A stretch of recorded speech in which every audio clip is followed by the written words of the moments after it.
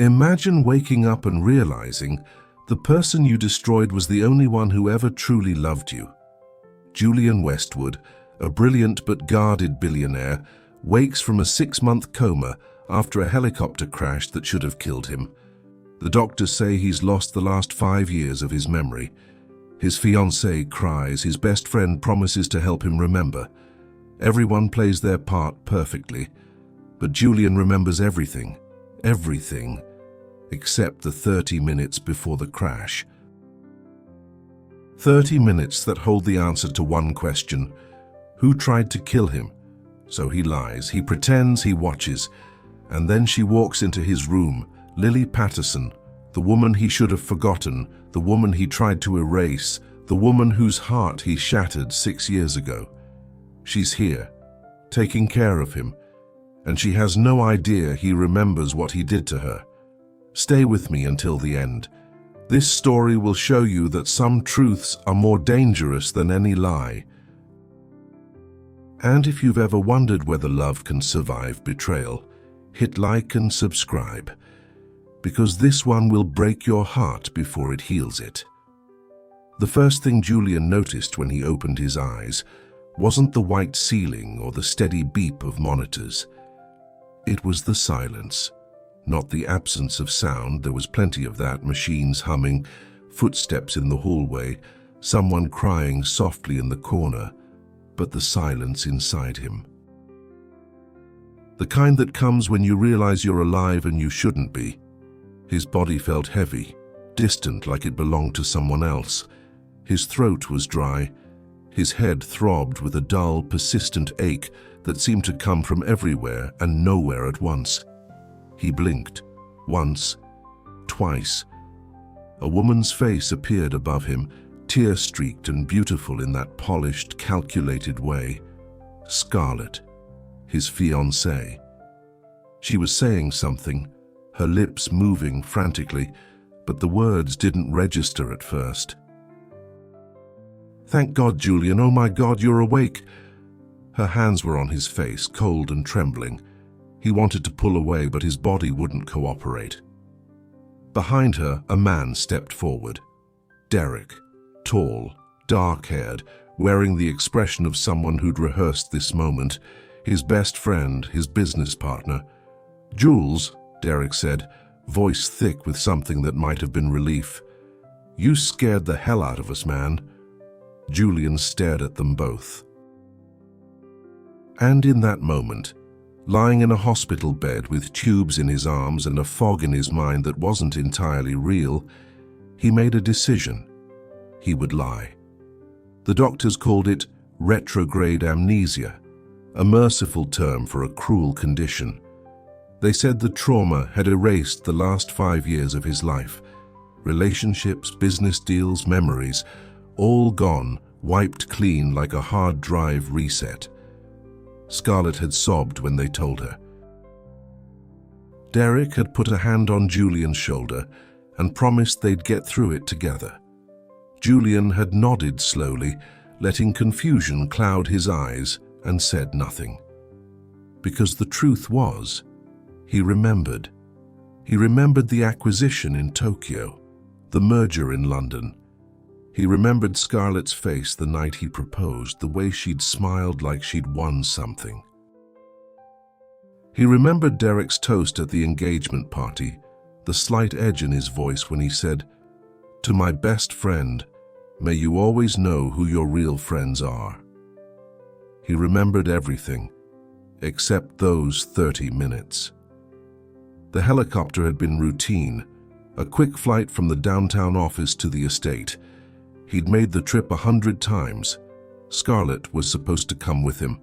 She'd been in the helicopter, bags loaded, talking on the phone, and then she'd gotten out. "I forgot something," she'd said. "Go ahead, I'll catch the next one." He'd waved her off, annoyed but not suspicious. Derek had been scheduled to pilot, but swapped shifts last minute. Said he had a meeting he couldn't miss. The helicopter had lifted off, and then nothing. Just the sound of metal tearing, the smell of smoke, the ground rushing up. And now, 6 months later, he was alive, which meant someone had failed. He spent the first 3 days playing the part, confused, disoriented, grateful but lost. Scarlett barely left his side, her hand always on his, her voice soft and soothing. She told him stories about their life together, the charity galas, the vacation in the Maldives, the way he'd proposed on a rooftop under the stars. All of it true, none of it real. Derek visited every afternoon, bringing files and reports, gently trying to remind him about business matters, about contracts that needed signing, about decisions that couldn't wait. Julian watched them both. He watched the way Scarlett's smile never reached her eyes when the nurses left the room. He watched the way Derek's gaze lingered on the medical charts, calculating, assessing. He watched, and he waited. On the 4th day, they moved him home. The estate was exactly as he remembered, sprawling, cold, more museum than home. Scarlett had redecorated his bedroom, she said, to make it more comfortable. Everything was white and pristine and felt like a hospital. He hated it. But he smiled weakly and thanked her. That evening, Derek stopped by with a bottle of scotch and a folder full of documents. "Just some routine stuff," Derek said, pouring 2 glasses. "Nothing urgent. But when you're ready, we should talk about the Donovan deal. It's time-sensitive." Julian took the glass but didn't drink. "I don't remember any Donovan deal," he said slowly. "I know." Derek's smile was patient, practiced. "But trust me, Jules, it's important. For the company, for everything we've built." There it was, that slight emphasis on we. Julian set the glass down untouched. "I'll think about it," he said. Derek's jaw tightened just for a second. Then the smile returned. "Of course, take your time." But his eyes said something else entirely. The next morning, someone new arrived. Julian was sitting in the study, his study, though it felt like someone else's, staring at a chessboard he didn't remember owning, when he heard voices in the foyer. Scarlett's voice, sharp and dismissive. "Just show her to his room and make sure she understands the rules. He's fragile. We can't have any complications." Another voice, quieter but steady. "I understand." Footsteps on marble. Then the door opened, and Julian's world stopped. She stood in the doorway with a medical bag in one hand and a worn leather portfolio in the other. Her hair was pulled back in a simple ponytail. She wore no makeup. Her clothes were practical. Jeans, a soft blue sweater, white sneakers. She looked exactly the same. Lily Patterson. The woman he'd fallen in love with 6 years ago in a cafe where she made terrible coffee and perfect conversation. The woman he'd promised the world to, the woman he'd destroyed. She smiled, small and professional, and stepped into the room. "Mr. Westwood," she said, "I'm Lily. I'll be your physical therapist and in-home care provider for the next few months." Her voice was calm, warm, with just a hint of something underneath, something she was working very hard to hide. Julian stared at her. His heart was pounding, his mind was racing. 1,000 questions crashed together in the space of a single breath. Why is she here? Does she know who I am? Does she remember? Did Scarlett know? Did Derek? But he kept his face blank, confused, polite. "Nice to meet you," he said softly. Lily's smile didn't waver, but something flickered in her eyes. Pain. Hope. Something old and unhealed. She set her bag down and moved closer, her movements careful, professional. "The doctor said you've been experiencing some mobility issues," she said. "I'm here to help with that." We'll take it slow."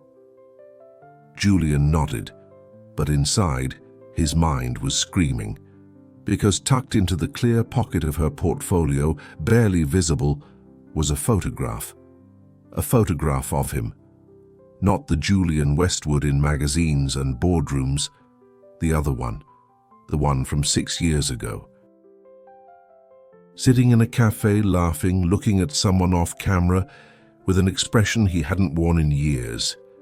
Looking at her, Lily began her assessment, checking his reflexes, asking questions, her hands gentle and sure, and Julian played along, answering carefully, pretending not to recognize her touch, the sound of her voice, the way she smelled like vanilla and something he couldn't name, but every second felt like torture.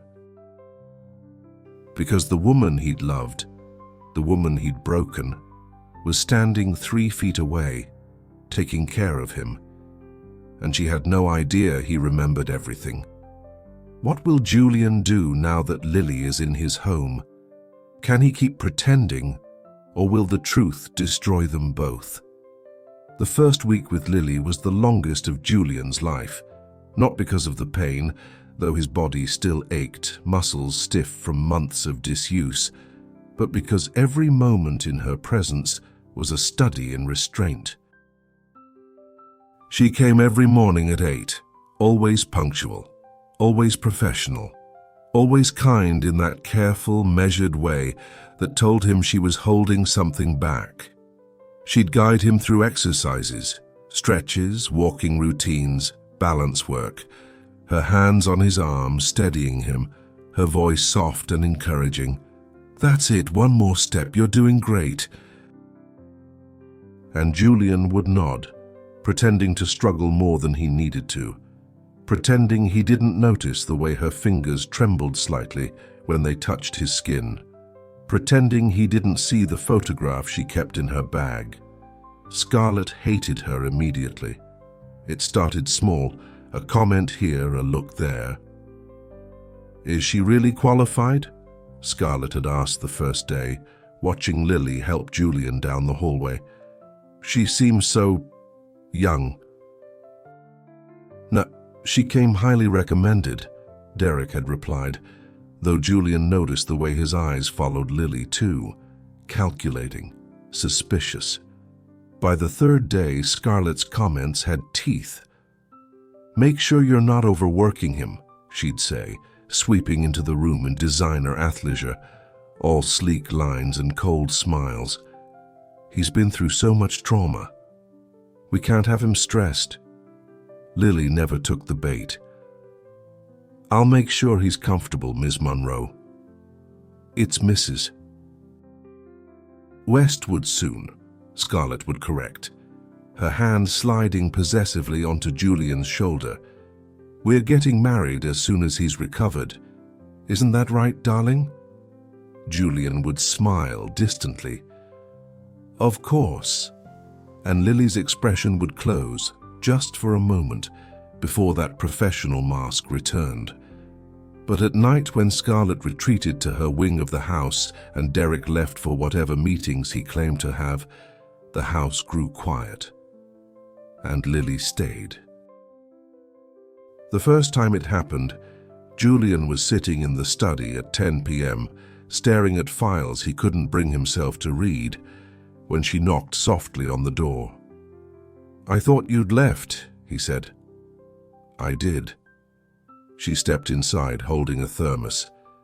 "But I forgot to leave your evening medication, and I saw your light on." She poured tea, chamomile, he realized, and handed him a cup. "You should be resting," she said gently. "Can't sleep." "Nightmares?" He looked at her then, really looked at her, and saw the concern in her eyes. Real concern. Not performative, not calculated. Just her. "Something like that," he said quietly. Lily sat down in the chair across from him, cradling her own cup. For a long moment, neither of them spoke. Then she said, "The mind protects us sometimes, from things too painful to remember. Julian's chest tightened. Is that what you think is happening to me? I don't know. She met his gaze. But I think if those memories were meant to come back, they will when you're ready. Her voice was soft, almost wistful, and Julian realized she wasn't just talking about him. She was talking about them. He started testing the edges, small things, comments, questions designed to see if she'd slip, if she'd reveal that she knew exactly who he was. Have we met before? He asked one afternoon during a session. Lily's hands paused on his shoulder, just for a heartbeat. No, she said evenly. Why do you ask? You seem familiar. I have one of those faces. She smiled, but it didn't reach her eyes. People say that a lot. Liar, he thought, but he let it go. Another day, as she was packing her bag, he noticed the photograph again. Who's that? He asked, gesturing to it. Lily looked down, and for a moment, her entire body stilled. Someone I used to know, she said quietly. Boyfriend? Something like that. What happened? She zipped the bag slowly, not looking at him. He forgot about me. The words hung in the air like smoke. Julian felt something crack inside his chest. I'm sorry, he said, and meant it more than she could possibly know. Lily shrugged, but he saw the way her throat worked as she swallowed. It was a long time ago. Did you love him? She looked at him then, and for the first time, he saw past the professional mask, past the careful composure. He saw the girl from the cafe. The one who'd laughed at his terrible jokes and fallen asleep on his shoulder during late-night movies. The one who'd looked at him like he was just Julian, not Julian Westwood, billionaire, CEO, untouchable. Yes, she whispered, I did. And now? Lily picked up her bag and moved toward the door.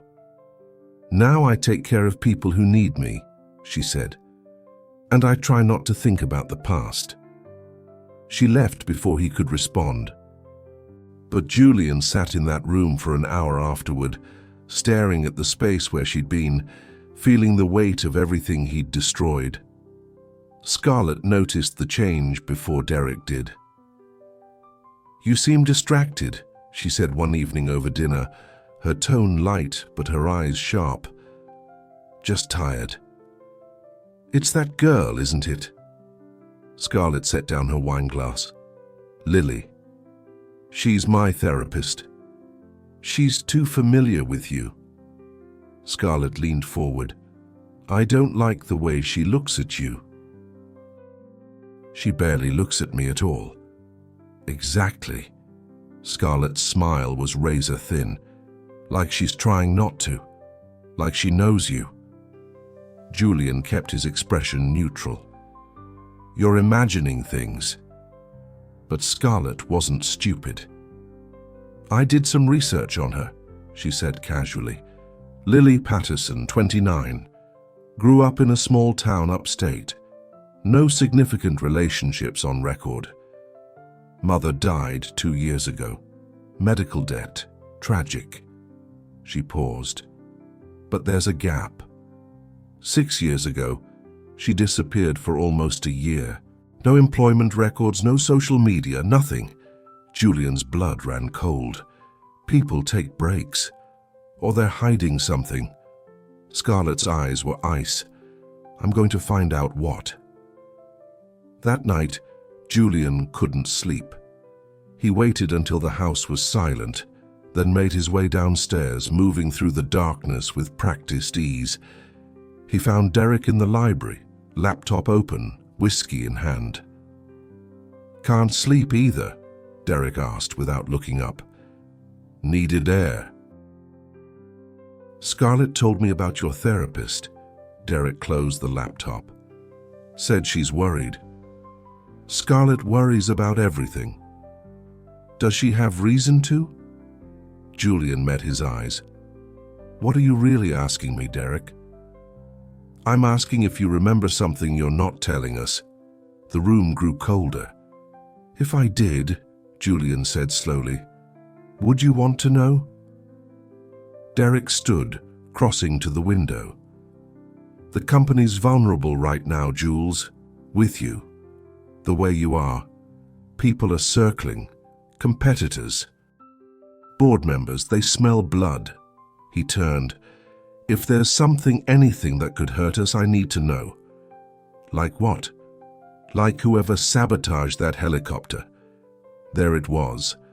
The first admission that what happened wasn't an accident. Julian kept his face blank. You think someone tried to kill me? I think, Derek said carefully, that you had enemies, people who wanted what you had. And I think maybe, in those 30 minutes you can't remember, you figured out who. And you think they'll try again? I think, Derek said, that whoever did it is watching, waiting to see if you remember. And the moment you do... He let the sentence hang. Julian turned toward the door. Then it's a good thing I don't remember anything. Derek's voice followed him into the hallway. Let's hope it stays that way. Julian made it halfway up the stairs before he saw her. Lily, standing in the shadows of the second-floor landing, wearing a coat over her clothes, her bag in her hand. She'd heard everything. Their eyes met across the darkness. For a long moment, neither of them moved. Then Lily spoke, her voice barely a whisper. You're in danger. I know. They don't know you remember.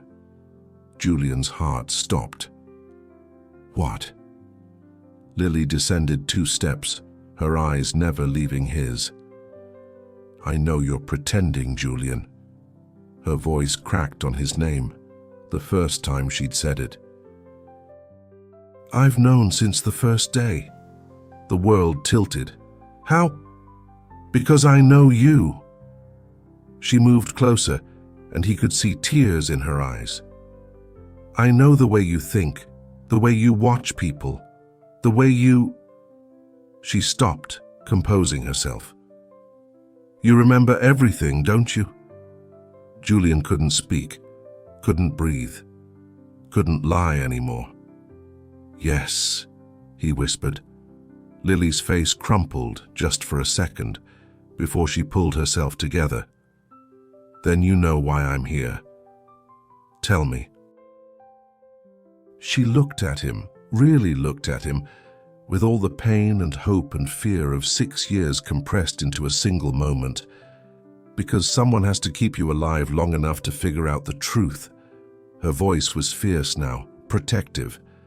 And because despite everything you did to me, despite every reason I have to walk away, she stopped, swallowed hard. I can't let them kill you. Julian took a step toward her. Lily. But she was already moving past him, down the stairs, toward the door. Tomorrow, she said without looking back, we need to talk, really talk, before they figure out what we both know. The door closed softly behind her, and Julian stood alone in the darkness, his carefully constructed lie shattered, his heart pounding with equal parts terror and something that felt dangerously like hope. Because Lily knew. She'd always known.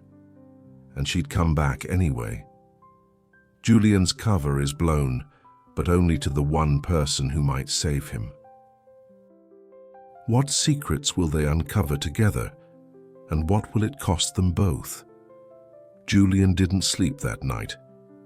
He sat in the darkness of his room, replaying every moment, every word, every look Lily had given him over the past week.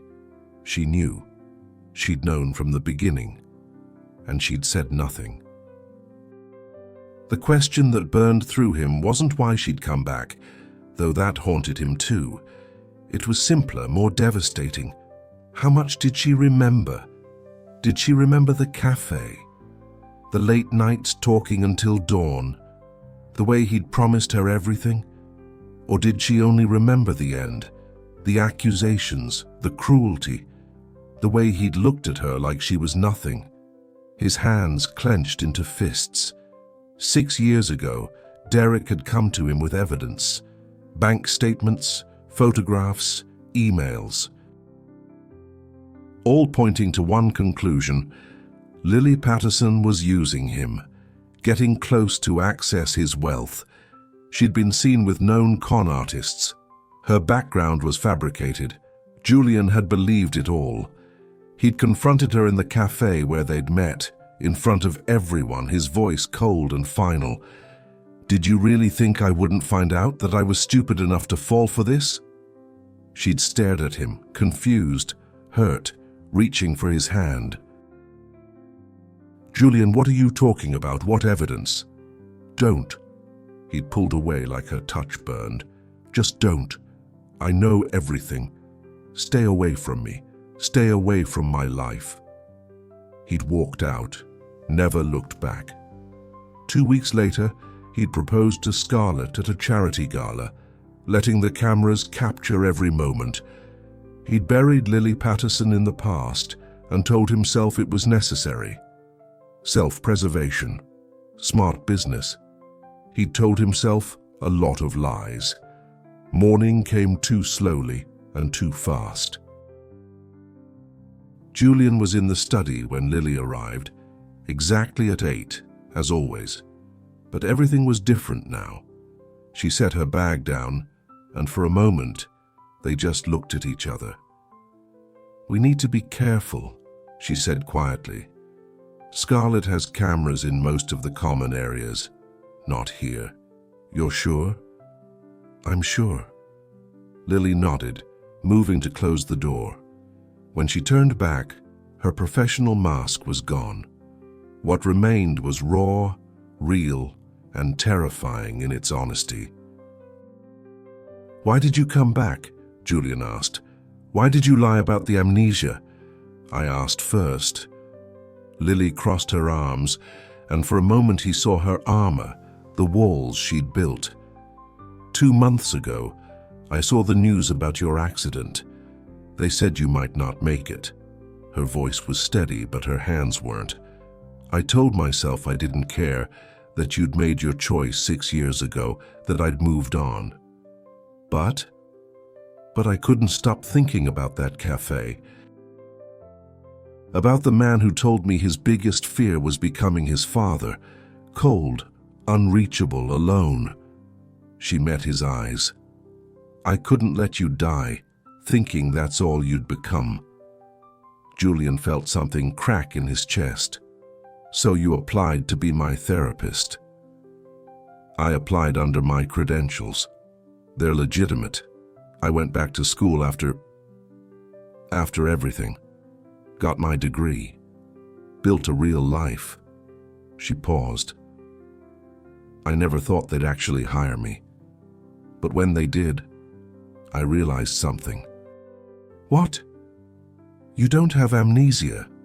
Her eyes were sharp now, searching. "The first day you looked at me exactly once, really looked, and I saw recognition, fear, calculation, all in a single second before you hid it. You could have been wrong." "I wasn't." Lily stepped closer.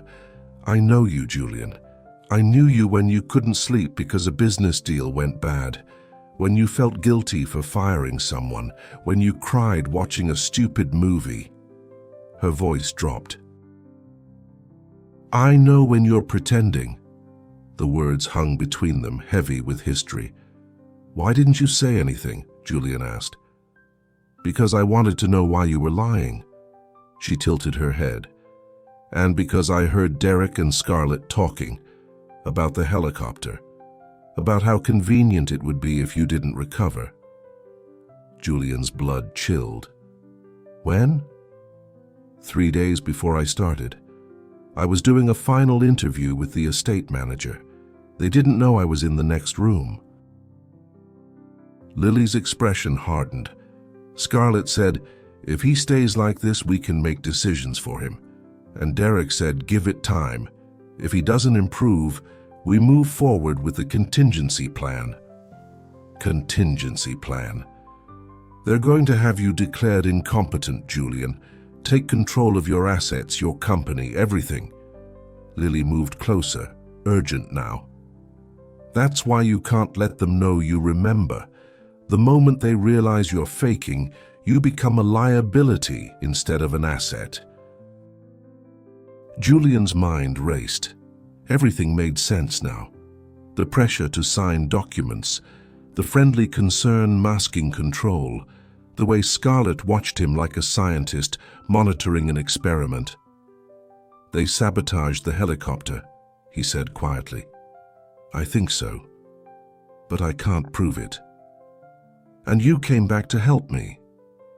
Lily looked away. "I came back because no matter what you did to me, I'm not them. I won't watch someone die when I can do something about it. Even if that someone destroyed you." The question landed like a punch. Lily was quiet for a long moment. When she spoke, her voice was barely a whisper. "You want to know what really happened 6 years ago?" "I know what happened." "No," her eyes flashed. "You know what they told you. You don't know the truth." Julian stilled. "What truth?" Lily pulled out her phone, scrolling through old photos until she found one. She held it up. It was the photograph from her bag. But this version was complete. Julian, 6 years younger, sitting in a cafe laughing, and beside him Lily, her head on his shoulder, both of them looking at something off camera. Happy, real, unguarded. "Derek took this," Lily said, "3 days before you ended things. He sent it to me a year later with a message. You were never supposed to be more than a distraction. Sorry you got hurt." Julian's world tilted. "What?" "The evidence Derek showed you, the bank statements, the photographs with con artists, all fabricated." Lily's voice was shaking now. "Those men in the photos? They were my cousins helping me move. The bank statements. Someone hacked my account, made fake transactions. It was all designed to make you think I was using you. Why would Derek?" "Because Scarlett wanted you. She'd wanted you for years. But you wouldn't even look at her while you were with me." Lily's eyes glistened. "So she and Derek made a deal. She'd get you. He'd get the business partnership he always wanted. Equal control of your company." "No." Julian's voice was hollow. "I would have seen. You saw what they wanted you to see. You were so terrified of becoming your father, of being used for your money, that when they presented proof, you believed it immediately." Lily wiped her eyes roughly. "You didn't even let me explain. You just walked away." The room was spinning. 6 years. 6 years of believing he'd been betrayed, when he'd been the one doing the betraying. 6 years of burying his heart, becoming exactly what he feared, all because he'd trusted the wrong people. "Lily," his voice cracked, "I didn't know. God, I didn't know." "I know you didn't." She looked at him with something that might have been forgiveness, or might have been exhaustion. "That's why I'm here, because the Julian I loved would never have done that if he'd known the truth." "The Julian you loved is gone." "Is he?" Lily held his gaze. "Or is he just hiding behind amnesia, trying to figure out who to trust?" Before Julian could respond, footsteps echoed in the hallway. Lily's expression shifted instantly. Professional, distant, perfect. The door opened. Scarlett stood there, elegant in cream cashmere, her smile sharp. "Am I interrupting?" "Just finishing the morning assessment," Lily said smoothly. "Mr. Westwood's progress is excellent." "Wonderful." Scarlett's eyes moved between them. "Julian, darling, we need to discuss the Donovan contracts. Derek's waiting in the dining room." Julian stood, playing his part. "Of course." As he moved past Lily, their hands brushed, just for a second. And in that second, he felt her slip something into his palm, a folded piece of paper. Scarlett didn't notice. She was already leading him toward the door, talking about wedding venues and seating arrangements. But Julian's fingers closed around the note. Later, alone in the dining room while Derek droned on about merger clauses, Julian unfolded it beneath the table. 4 words, written in Lily's careful handwriting. "Trust no one, not yet." And below that, an address, a place they could meet, away from cameras, away from lies, away from everyone who wanted him dead. Julian looked up at Derek, who was smiling, confident, already counting his victory. And Julian smiled back, because now he knew the truth, and the real game was just beginning. Julian knows the truth about his past, but can he and Lily expose Scarlett and Derek before they strike again? The address Lily had given him was a small bookstore on the edge of the city, the kind of place tourists never found and locals forgot existed. Julian had to wait 3 days before he could slip away. 3 days of playing the confused, compliant patient while Scarlett planned their wedding and Derek slowly tightened his grip on the company. 3 days of physical therapy sessions where he and Lily barely spoke, communicating only through glances and careful silences. On the 3rd night, he told Scarlett he needed to see his doctor for a private consultation. She'd protested, but he'd insisted. The first real decision he'd made since waking up. She'd relented, barely, and now he stood in front of a store called The Turning Page, its windows dusty, its door half hidden between a dry cleaner and a closed restaurant. He pushed it open. A bell chimed. Inside, the smell of old paper and coffee wrapped around him. Shelves towered toward a pressed tin ceiling. Light filtered through colored glass, casting amber and blue across worn wooden floors. And there, in the back corner, sitting at a small table with 2 cups of tea, was Lily. She looked up when he entered. For a moment, neither of them moved. Then Julian crossed the space between them and sat down. "No one followed you?" Lily asked quietly. "I was careful." "Careful isn't enough with them." But she pushed one of the cups toward him. "Chamomile. You used to..." "I remember." Lily's hands stilled on her own cup. The silence stretched, filled with 6 years of words they'd never said. "Why here?" Julian asked finally. "My mother used to bring me here when I was little." Lily's voice was soft. "It's the one place that's mine, that they can't touch." "Your mother?" "The news said she passed. I'm sorry." 2 years ago. Lung cancer." Lily traced the rim of her cup. "The medical bills, and that's why I went back to school, why I needed steady work. You needed the money. I needed to survive." She looked up. "But that's not why I stayed." Julian leaned forward. "Why did you stay?" "Because on my 2nd day I was bringing files to the East Wing. I heard Scarlett and Derek in your study. The door was cracked." Lily's voice dropped. "Derek said, 'How long before we can pull the plug?' And Scarlett laughed." She actually laughed. Julian's jaw tightened. "They were planning to kill me, or let you waste away until you were no longer a problem." Lily's eyes were fierce now. "That's when I knew I couldn't leave. Whatever happened between us, I couldn't let them murder you. You could have gone to the police. With what evidence? Fragments of conversation? She pulled out a small notebook. So I started documenting everything. Times, dates, conversations. Scarlett meeting with your lawyers when you were asleep. Derek accessing your private files. Julian took the notebook, flipping through pages of careful observations.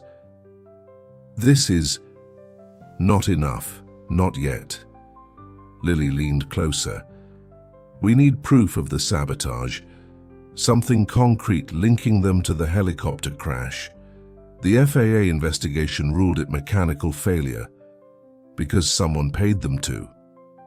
Lily pulled out another paper, a printed receipt. 3 days after your accident, Derek made a wire transfer to a consulting firm in Virginia, $2 million. That firm specializes in aviation investigations. Julian studied the receipt. Where did you get this? His assistant likes me. She thinks I'm sweet. Lily's smile was sharp. People underestimate kindness. For the first time in days, Julian felt something close to hope. You're brilliant. Lily's expression softened just for a moment. I learned from someone who taught me to look beneath the surface. She paused, before he forgot how to do it himself. The words stung because they were true. Lily, what I did to you, we don't have time for that conversation right now. But her voice wasn't cold, just pragmatic. Right now, we need to focus on keeping you alive and proving what they've done. And after, Lily met his eyes. After, you'll have your life back, your company, your freedom. She stood, gathering her things. And I'll go back to mine. That's it? What else would there be? Julian stood too, suddenly desperate. 6 years ago, I made the worst mistake of my life. I destroyed something real because I was afraid. His voice was raw now. If I could take it back. You can't. Lily's composure cracked. You can't take back the year I spent wondering what I did wrong. The nights I couldn't sleep. The way you looked at me like I was nothing. Tears spilled over. You can't take back the fact that I loved you so much it nearly destroyed me. I know. Do you? She was crying openly now. Do you know what it took to walk into your house? To see you lying there, to touch you, to pretend I was just the hired help? Julian moved toward her. Lily? No. She held up a hand. You want forgiveness. You don't get that. Not yet. Maybe not ever. She wiped her face roughly. What you get is my help. Because I'm not like them. I don't abandon people when they're vulnerable. The words hit like physical blows. I don't deserve your help. No, Lily agreed, you don't. But you're getting it anyway. She moved past him toward the door. Julian caught her wrist, gently, barely touching. After this is over, will you let me try to explain? Lily looked at him, and her eyes were ancient with hurt. Some things can't be fixed, Julian. Some betrayals cut too deep. I know, but I have to try. For a long moment, she just looked at him. Then she pulled her wrist free, but her voice was softer. Survive this first, then we'll see. It wasn't forgiveness, but it wasn't goodbye either. Julian returned to the estate just before midnight. The house was dark except for a light in the study. Derek was waiting. Where were you? He asked, not looking up from his laptop. Doctor's appointment. For 3 hours. Julian kept his expression neutral. Traffic, and he was thorough. Derek closed the laptop slowly. Jules, I need to ask you something, and I need you to be honest with me. Okay. Are you remembering things? The room grew colder. Julian sat down carefully, playing confused. Like what? Like us. Like the business. Derek paused. Like anything before the accident. Fragments, nothing concrete. Derek stood, moving to the window. There's going to be a board meeting next week. They want to discuss your competency to run the company. My competency. I've been fighting for you, Jules, but they're getting restless. Derek turned. Maybe it's time to consider stepping back, temporarily. Let me handle things while you recover. There it was, the trap, dressed up as concern. Julian nodded slowly. Maybe you're right. Derek's eyes flashed with something, triumph, relief. I'm glad you're being reasonable. When's the meeting? Thursday, 10 a.m. Derek moved toward the door. Get some rest. You look exhausted. He left. And Julian sat in the darkness. Thursday. 4 days. 4 days to find proof, to expose them. 4 days to save everything. The next morning Lily arrived early, but Scarlett was waiting in the foyer. We need to talk, Scarlett said, her voice pleasant but her eyes sharp. About your work with Julian. Lily kept her expression professional. Of course. Is there a concern? Several, actually. Scarlett gestured toward the sitting room. Come. Lily followed, dread coiling in her stomach. Inside, Scarlett closed the door. I've been doing some research on you, Ms. Patterson. Oh? Excellent credentials. Glowing references. Scarlett smiled. But there's a gap in your history. 6 years ago, almost a full year where you just disappeared. Lily's heart pounded, but her voice stayed steady. I took time off. Personal reasons. What kind of personal reasons? Family matters. Your mother was still alive then, healthy even. Scarlett tilted her head. So what were you really doing? I don't see how that's relevant. It's relevant, Scarlett said, her voice dropping to ice. When I think you might have known my fiancé before the accident. The room seemed to shrink. That's absurd. Is it? Scarlett pulled out a photograph. Old, faded, but unmistakable. Julian and Lily. In the cafe, 6 years ago. This was taken by a private investigator Derek hired back then. Scarlett's smile was venomous. You're the girl he almost threw everything away for. Lily's hands clenched. I don't know what you're talking about. Don't lie to me. Scarlett stood, moving closer. You came here for revenge, or money, or to manipulate him while he's vulnerable. Her voice turned lethal. But understand this, if you do anything to jeopardize our plans, I will destroy you. Your license, your reputation, everything. Plans? Scarlett's smile widened. Julian's going to sign over power of attorney Thursday. And then he's going to have a tragic relapse. She leaned in. And you're going to help us, because if you don't, I'll make sure everyone knows you caused it. The scorned ex-girlfriend who came back for revenge. Lily's blood ran cold. You're insane. I'm practical. Scarlett opened the door. You have until Thursday. Cooperate or lose everything. She swept out. Lily stood alone, shaking, because Scarlett had just confirmed everything, and they were running out of time. Scarlett knows who Lily is, and the trap is closing.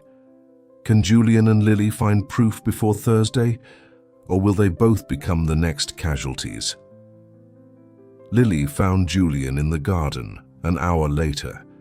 He was standing by the fountain, staring at water that hadn't run in months, his hands in his pockets. She approached carefully, aware of the cameras mounted on the house. "We have a problem," she said quietly, stopping beside him but not too close. "Scarlett, she knows who I am. She has a photo from 6 years ago."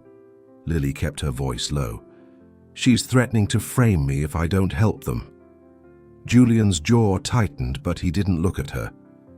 "Help them do what?" "Get you to sign power of attorney Thursday, then stage a relapse." Lily paused. "Julian, they're going to kill you soon." For a long moment he said nothing. Then, so quietly she almost missed it. "Let them try." "What?" "We give them what they want." Julian turned to face her now, his eyes clear and sharp. "I sign the documents, I play along, and while they're celebrating, we get the proof we need. That's insane. It's the only way." He moved closer, and to anyone watching it looked like a patient leaning on his therapist for support, but his voice was steel. "They won't make a move until I'm legally vulnerable. The moment I sign, they'll get sloppy, confident. That's when people make mistakes. Or that's when they kill you and make it look natural." "Then you'll have to make sure that doesn't happen." Lily stared at him. "You're asking me to watch you walk into a trap." "I'm asking you to trust me." Julian's voice dropped. "The way I should have trusted you 6 years ago." The words hung between them. "If this goes wrong, it won't." "Julian, I have a plan." He straightened, moving away as a gardener appeared in the distance. "Meet me tonight, midnight, the West Terrace. No cameras there." He walked away before she could respond. Midnight came cold and clear. Lily slipped out through the service entrance, moving through shadows until she reached the West Terrace. Julian was already there, laptop open on a stone table. "What is this?" she asked. "Everything." He turned the screen toward her. Financial records, email correspondence, flight logs from the helicopter. Lily leaned closer, scanning the data. "Where did you get this?" "I've had access to my servers the whole time. They think I'm too confused to use them." His smile was grim. "But I've been downloading files every night, building a case. This is..." Lily's eyes widened. "Julian, this is enough. We can go to the authorities right now." "Not yet." "Why not?" "Because Derek's smart. He's been routing everything through shell companies and foreign accounts. We have evidence of suspicious activity, but nothing directly connecting him to the sabotage." Julian pulled up another file. "But if I sign those documents Thursday, he'll have to move money to finalize the takeover. And when he does, I'll trace it.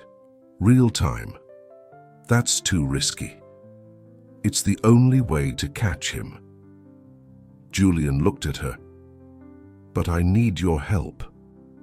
"With what?" "After I sign, they'll try to isolate me, probably sedate me, claim I'm having an episode." He pulled out a small device, a recording pen. "I need you to be there, recording everything, every word, every action." Lily took the pen, her hands trembling slightly. "And if they hurt you, they won't, not immediately." Julian's voice was certain. "They need me stable long enough to make the board believe I made the decision voluntarily. That gives us a window." "How long?" "Hours, maybe less." "That's not enough time." "It has to be." Julian closed the laptop. "Lily, I know I'm asking too much. After everything I did to you, I have no right to ask for anything. But I need you." Lily looked at him, really looked at him, and saw the truth. He wasn't the man who'd walked away 6 years ago. That man had been controlled by fear and pride. This man was desperate, yes, but he was also honest, raw, real. "Okay," she whispered. "I'll do it. Thank you." "Don't thank me yet." She slipped the pen into her pocket. "Just don't die, because I'm not done being angry at you." Something that might have been a smile crossed Julian's face. Deal. Thursday morning arrived too fast. Lily came to the estate at 7 earlier than usual, her bag packed with medical supplies and the recording pen hidden in her pocket. Scarlett was already up, dressed in black Chanel, looking like she was attending a funeral. Maybe she was. "Big day," Scarlett said, her smile sharp. "Julian's finally making some important decisions about his future." "I'm sure he'll do what's best," Lily replied evenly. "Of course he will." Scarlett's eyes were ice. "We'll make sure of it." The board meeting was scheduled for 10. At 9:30, Derek arrived with 2 lawyers and a doctor Lily had never seen before. "Precautionary," Derek explained when Julian asked, "just to verify you're of sound mind when you sign." Julian nodded, playing confused but cooperative. "Whatever you think is best." They gathered in the study. Julian, Derek, Scarlett, the lawyers, the doctor. Lily was told to wait outside, but the door didn't close completely. She positioned herself nearby, adjusting medical supplies on a cart, the recording pen active in her pocket. Inside, she could hear Derek's voice, smooth and persuasive. "This is just temporary, Jules. Just until you're back to full strength. I'll handle the day-to-day operations, keep the board happy, and when you're ready, we'll transition everything back." "And Scarlett?" "I'll manage our personal finances," Scarlett said. "The wedding expenses, the estate, everything. You won't have to worry about a thing." Papers rustled. The doctor spoke. "Mr. Westwood, do you understand what you're signing?" "Power of attorney," Julian said slowly, "giving Derek control of business operations and Scarlett control of personal assets." "And you're doing this voluntarily?" A pause. Lily's heart pounded. "Yes," Julian said finally. "I trust them." The scratch of pen on paper. Once, twice, 3 times. It was done. Lily heard champagne being opened, congratulations being offered, and then Derek's voice, quieter now. "Doctor, I think Julian looks tired. Perhaps something to help him rest." "I don't need," Julian started. "You've had a stressful morning," Scarlett interrupted. "Just a mild sedative. You'll feel better." "I really don't think—" "Julian," Derek's voice had an edge now. "Take the medication." Silence, then Julian. "Fine." Lily's hands clenched. She heard water running, pills being taken. "Good," Scarlett said. "Why don't you lie down for a bit? We'll handle everything from here." Footsteps moved toward the door. Lily quickly stepped back, pretending to organize supplies. Derek emerged first, phone already to his ear. "It's done," he said quietly. "Initiate the transfer, yes, all of it. I want it moved within the hour." He walked past Lily without a glance. Scarlett came next, her smile victorious. "Keep an eye on him," she told Lily. "He might be disoriented when he wakes up. If he tries to leave the estate or make any calls, notify me immediately." "Of course." Scarlett left. The lawyers followed. Finally, the doctor emerged, medical bag in hand. "He should sleep for several hours," he told Lily. "If there are any complications, call this number." He handed her a card. "Not 911, this number." Then he was gone too. Lily waited until she heard cars pulling away. Then she rushed into the study. Julian was on the couch, eyes closed, breathing steady. "Julian?" she whispered urgently. His eyes opened, clear, alert, completely awake. "Did you get it?" he asked. "Every word." "Good." He sat up, pulling a small device from his pocket, a real-time transaction tracker. "Derek just moved $40 million through 3 shell companies. I'm tracing it now." His fingers flew across the screen. "There," he said. "The aviation consulting firm. $5 million just landed in their account, wired from one of Derek's shells." "That's the connection. That's the proof." Julian looked up. "We have them." Lily pulled out her phone. "I'm calling the police." "Wait," Julian stood. "We need to do this right. If we call local police, Derek has connections. He'll make it disappear." He opened his laptop. "But I know someone at the FBI, White-Collar Crimes Division. I've worked with him before." "Will he believe you?" "With this evidence? Yes." Julian started typing an email, attaching files. "But we need to move fast." The moment Derek realizes I'm not actually sedated, a sound from the hallway. Footsteps, fast, angry. The door slammed open. Derek stood there, phone in hand, his face twisted with rage. "You son of a bitch," he breathed. "You've been awake the whole time." Julian stood slowly, putting himself between Derek and Lily. "Hello, Derek." The transfer was flagged. "Someone's been monitoring my accounts." Derek's eyes were wild. "It was you. You've been watching everything. Every transaction. Every email, every lie." Derek's hand moved to his pocket. Lily's blood froze when she saw the gun.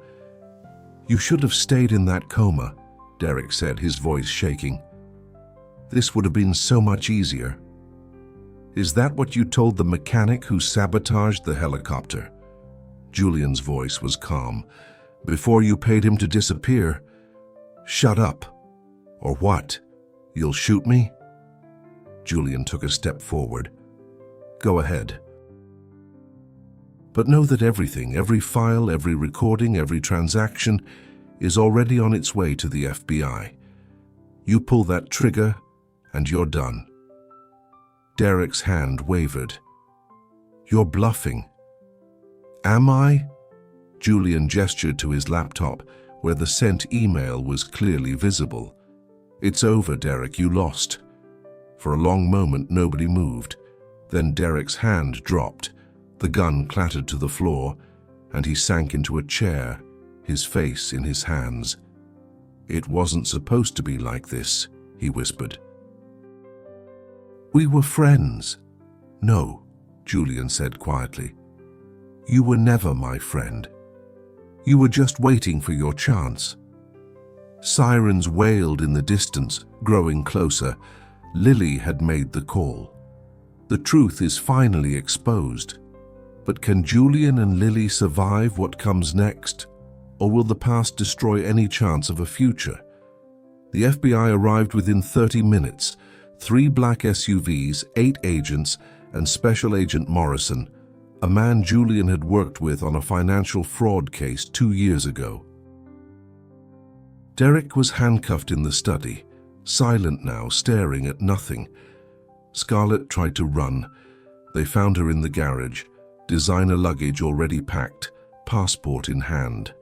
She screamed about her rights, about false accusations, about how Julian was mentally incompetent. The agents weren't interested. They had the recordings, the financial trails, the testimony of the aviation mechanic Derek had paid off, who'd apparently kept insurance in the form of detailed records. It was over. Lily watched it all from the terrace, wrapped in a blanket someone had given her. Though she wasn't cold, She was numb. Julian was inside, walking the agents through everything. His voice carried through the open doors, steady, clear, meticulous. The voice of a man who'd spent 6 months preparing for this moment. She should have felt relieved. Instead, she felt empty. "Ms. Patterson?" She turned. Agent Morrison stood there, kind eyes in a weathered face. "We'll need your statement," he said gently. "Of course. But not tonight. You've been through enough." He handed her a card. "Come by the field office tomorrow. Bring the recordings." Lily nodded. Morrison hesitated. "For what it's worth, what you did was brave. You probably saved his life. I just did what was right. Not everyone does." He smiled slightly. "Get some rest." He left. And Lily sat alone in the darkness, listening to the sounds of an investigation unfolding, waiting for something she couldn't name. It was past 2 a.m. when the last agent left. The house was silent. Crime scene tape marked the study. Evidence tags littered surfaces. Lily had moved to the garden, needing air, needing space. She heard footsteps behind her. "You're still here," Julian said quietly. "Where else would I go?" He sat beside her on the stone bench, careful to leave space between them. For a long time, neither spoke. Then Julian said, "They're charging Derek with attempted murder, fraud, conspiracy, Scarlett too. Morrison said they'll both go to prison for a long time." "Good. The board is meeting tomorrow. They want me back immediately." "That's what you wanted." "Is it?" Julian turned to look at her. "I've spent 6 months pretending to be someone I wasn't. And now that it's over, I'm not sure who I actually am." Lily understood that feeling too well. "You're Julian Westwood, billionaire, CEO, survivor. I'm a man who destroyed the only real thing in his life because he was too afraid to trust it." The words hung in the cool air. "Julian, let me say this. Please." His voice was rough. 6 years ago, Derek showed me evidence. Photos, bank statements, testimonies.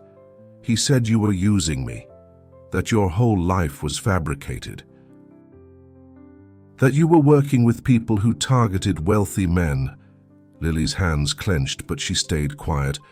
"I believed him immediately, didn't even question it. Do you know why? Why? Because part of me was waiting for it." Julian's voice cracked. "Waiting for proof that someone like you couldn't actually love someone like me. That it had to be fake. That I wasn't..." He stopped, breathing hard. "My father used to say that everyone wants something from you when you have money. That love is just another transaction. That's not true. I know that now, but then..." Julian shook his head. "I was terrified of being vulnerable, of being wrong, of giving you everything and discovering it meant nothing. So you walked away first. I destroyed you first." He looked at her and his eyes were wet. "I humiliated you in that cafe, called you a liar in front of everyone, made sure you knew you meant nothing to me." Lily's throat tightened. "I remember. I'm so sorry." The words broke on his lips. "God, Lily, I'm so sorry. For not trusting you, for believing lies, for throwing away the best thing that ever happened to me because I was a coward." Tears spilled down Lily's cheeks. "You were." "I know. You broke my heart." "I know. I spent a year unable to function, unable to trust anyone, unable to believe I was worth loving." Julian's face crumpled. "I know, and I would give anything, everything to take that back, to be the man you deserved. But I can't. His voice was raw. All I can do is tell you the truth now, that walking away from you was the worst thing I've ever done, that every day since has been emptier because you weren't in it, that when I saw you standing in that doorway last week, I realized I never stopped. He stopped, breathing hard. Never stopped what? Lily whispered. Julian looked at her, and his eyes held 6 years of regret and longing. Loving you. The garden was silent except for the wind in the trees. Lily stood walking a few steps away, her arms wrapped around herself. You don't get to say that. I know. You don't get to love me after what you did. I know. You don't get to... Her voice broke. You don't get to make me feel this way again. Julian stood but didn't approach. What way? Lily turned and her face was anguished. Like maybe I never stopped either. The confession hung between them. Lily, no. She held up a hand. You want honesty? Here it is. I hate you for what you did. I hate that I cried myself to sleep for months. I hate that I questioned everything about myself. I hate that when I heard about your accident, my first thought was terror that you'd die before I could tell you that you were wrong about me. Julian's eyes were shining. I was wrong about you. I know you were, the words burst out. I loved you, really loved you. Not your money, not your name. You, the man who couldn't cook but tried anyway. Who donated to charities anonymously, who cried at rescue dog commercials, who told me his dreams at 3 a.m. Her voice dropped. That's who I loved. He's still here.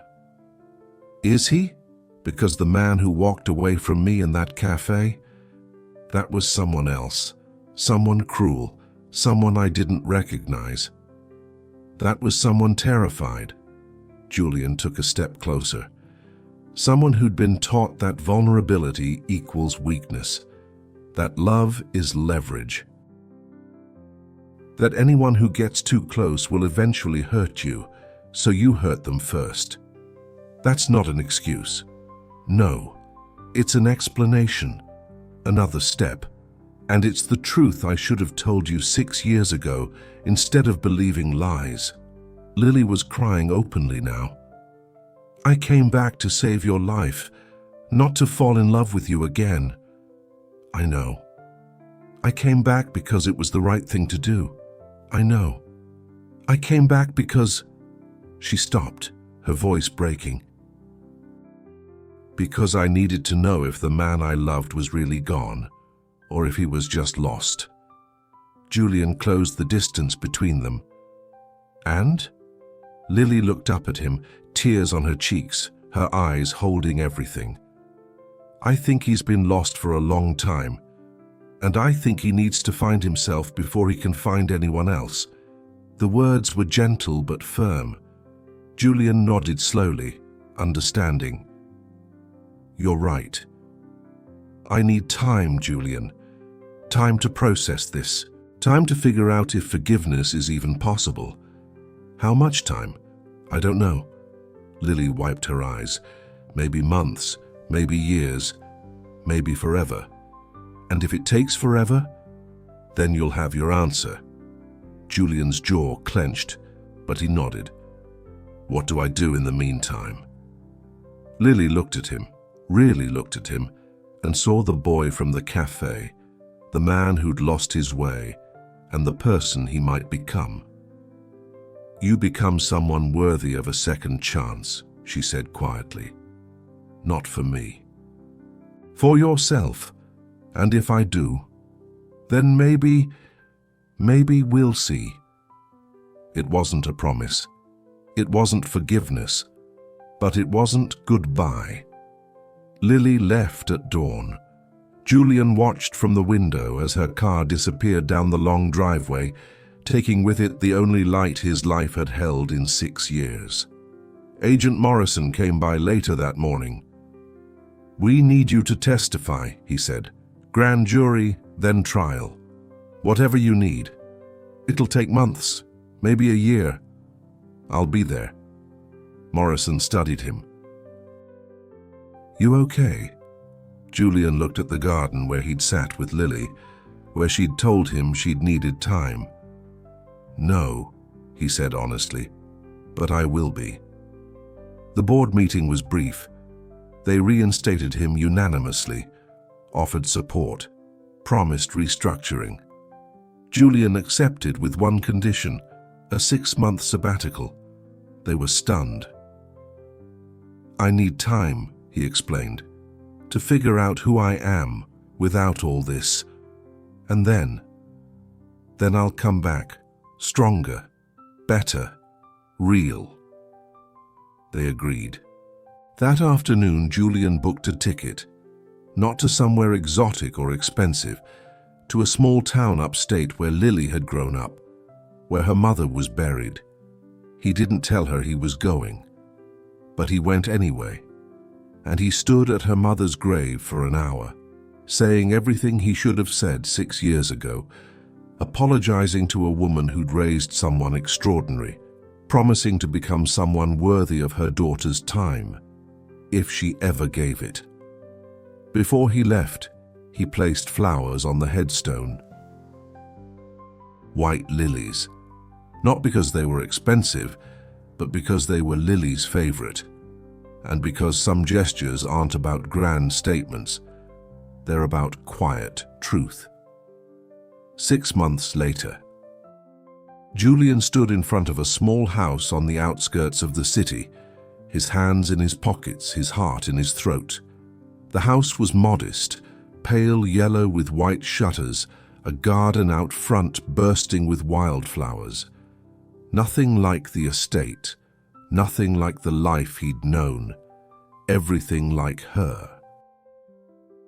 He'd spent the last 6 months becoming someone different, not the man who'd walked away in that cafe, not the billionaire who'd hidden behind walls and suspicion, just Julian. He'd traveled alone, stayed in small towns, volunteered at homeless shelters and community centers, talked to people who didn't know his name or his net worth. He'd gone to therapy, real therapy, not the corporate kind designed to make you more efficient. He'd learned to sit with discomfort, with regret, with the weight of his choices. He'd written letters he never sent, journal entries that read like confessions, apologies to people he'd hurt along the way. And every single day, he'd thought about Lily, wondered if she was thinking about him, wondered if 6 months was enough time, wondered if any amount of time would ever be enough. But he hadn't called, hadn't texted, hadn't shown up unannounced, because she'd asked for time, and the least he could do was give her what she asked for. But now, standing on her doorstep with the afternoon sun warm on his shoulders, he realized he couldn't wait anymore. He needed to know. Julian took a breath and knocked. Footsteps inside, light, familiar. The door opened. Lily stood there in jeans and an oversized sweater, her hair loose around her shoulders, her face makeup-free. She looked more beautiful than he remembered. Her eyes widened. "Julian, hi." For a moment, they just stared at each other. Then Lily stepped back. "Come in." The house was small but warm, books everywhere, plants on every surface, photographs on the walls. Her mother, friends, places she'd traveled. A life built from scratch, hard-won and real. "Tea?" Lily asked, moving toward the kitchen. "Please." They sat at a small table by the window, cups between them, the silence not quite comfortable, but not hostile either. "You look different," Lily said finally. "I feel different." "Good different." "I hope so." Julian wrapped his hands around his cup. I took a sabbatical. 6 months, traveled, thought, tried to figure out who I actually am when I'm not hiding. And I'm still working on it. He smiled slightly. But I'm trying. Really trying. Lily nodded, her expression unreadable. Derek and Scarlett's trial was last month, Julian continued. 20 years each, no parole. I heard. You didn't come to testify. They didn't need me. You had enough evidence. Lily looked down at her cup. And I couldn't. I wasn't ready to see you. The word stung, but he understood. I went to your mother's grave, Julian said quietly. Lily's head snapped up. What? A few days after you left, I needed to tell her I was sorry for hurting you, for not being who you deserved. His voice was soft. I bring flowers every month, white lilies. Lily's eyes filled with tears. Julian, I'm not telling you this to manipulate you or make you feel obligated. I'm telling you because it's true. He leaned forward. I spent 6 months trying to become someone better. Not for you, though God knows I want to be worthy of you, but for myself. Because I hated who I'd become. And have you? Become someone better? I don't know. Julian's voice was honest. But I'm not the man who walked away from you anymore. I'm not the man who chose fear over faith. I'm someone who knows what he lost and would give anything for the chance to... He stopped, breathing hard. To what? Lily whispered. To prove that love isn't a transaction, that vulnerability isn't weakness, that you were right about me all along, that underneath all the money and the walls and the fear, there was someone worth loving. His eyes held hers. I want to be that person. For real this time. Lily was crying now, silent tears tracking down her cheeks. You hurt me so badly. I know. I don't know if I can trust you again. I know. I don't know if I can open my heart to someone who destroyed it once before. I know. Julian's voice cracked. But I'm asking anyway, not for a relationship, not for promises, just for a chance. To show you I've changed, to earn back even a fraction of what I threw away. Lily stood, walking to the window, her back to him. Julian waited, his heart pounding, his entire future balanced on her next words. I started dating someone, Lily said quietly. The words hit like a physical blow. Julian's chest tightened, but he forced himself to speak. Are you happy? I don't know. Lily turned to face him.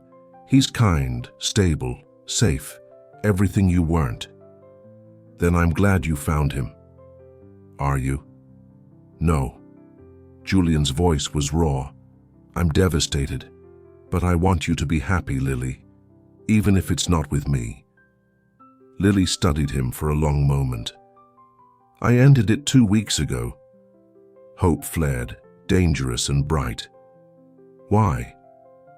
Because every time he touched me, I thought about you. Every time he said he loved me, I wondered if you ever really did. Every time I tried to move forward, I kept looking back. She wiped her eyes.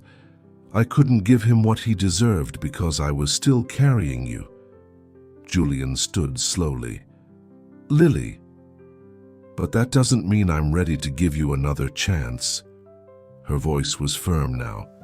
It means I need to let go of the past, all of it, before I can move forward with anyone. What does that mean? Lily took a breath. It means I need you to tell me everything. Every detail of that day, 6 years ago. Every thought you had, every choice you made. I need to understand what happened, not the sanitized version, but the truth.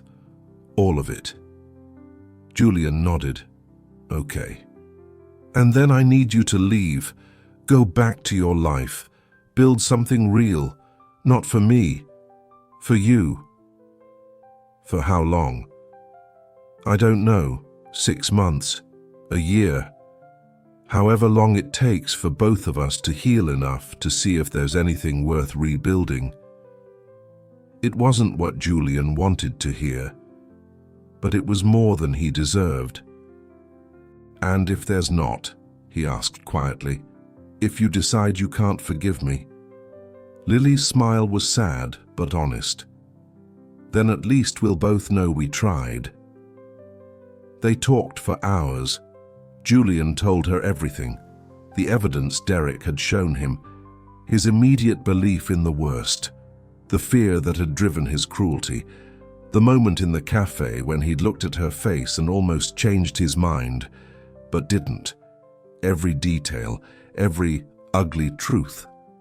Lily listened, asked questions, cried, got angry. And Julian let her, absorbed it all, answered honestly. By the time the sun set, they were both exhausted. "Thank you," Lily said quietly, "for being honest. It's the least I could do. It's more than you did 6 years ago." The words weren't meant to be cruel, just true. Julian stood. "I should go." Lily walked him to the door. On the threshold, Julian turned. "Can I ask you something?" "Yes." "That photo you kept, the one from the cafe. Why?" Lily's expression softened. "Because for 1 year of my life I knew what it felt like to be loved without conditions, to be seen for who I really was." She paused. "And even after everything, I didn't want to forget that feeling existed." Julian's throat tightened. "It still does. That love. It never went away." "Maybe not."